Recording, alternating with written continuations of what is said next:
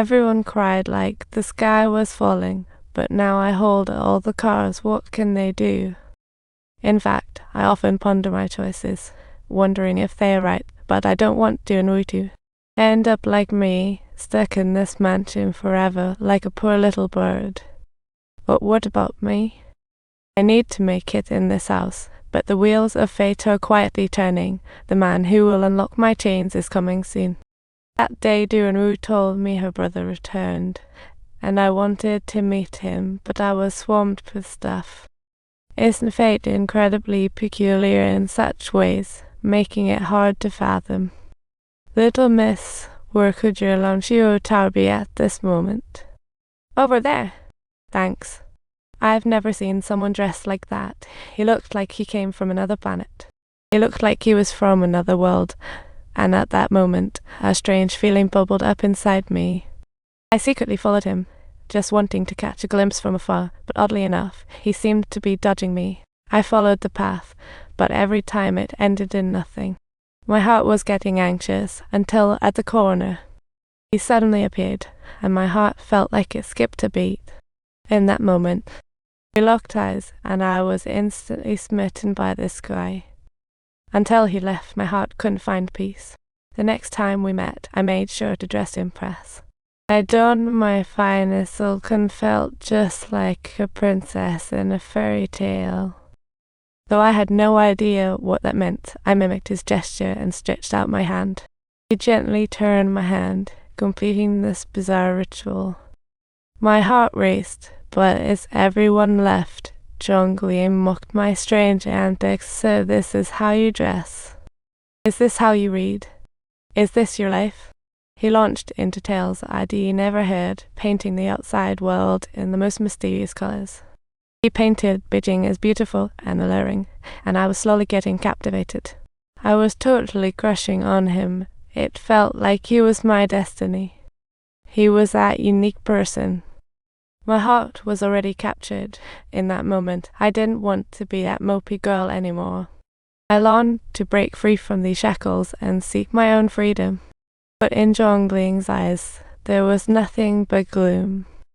Later, I came to understand that his portrayal of Beijing was merely a scenario from his dreams, a vision of longing.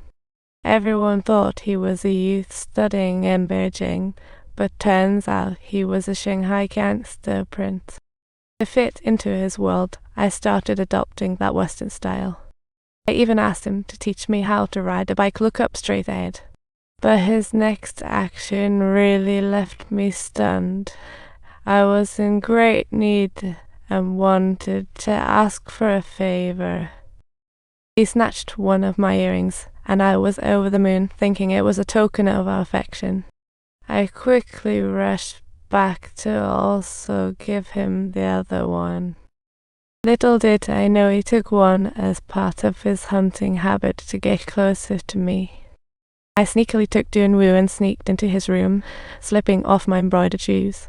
I slipped on his slippers. It felt surreal, like I could feel his presence.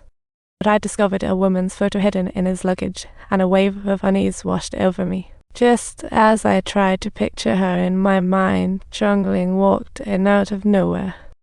I used to serve as a servant in your household when I was young. So go ahead and search thoroughly. Don't delay. It's all here, so go ahead and search. Don't hesitate. Come on, young lady. You can't treat your sister this way. Your sister is here because she likes you.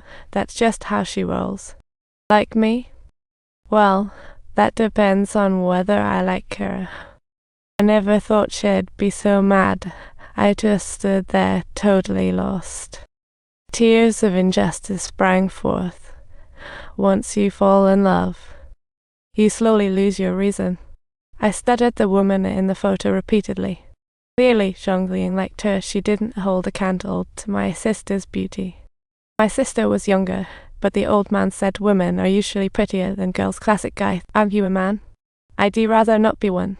You're wrong, women are way prettier than girls. I couldn't help but glance at Dunwoo, who appeared anxious.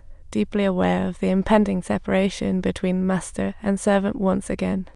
Though he had admired me for years, it was always an insurmountable barrier. So I bolted, but I wasn't giving up. At night, I jumped around the lights while being too scared to look.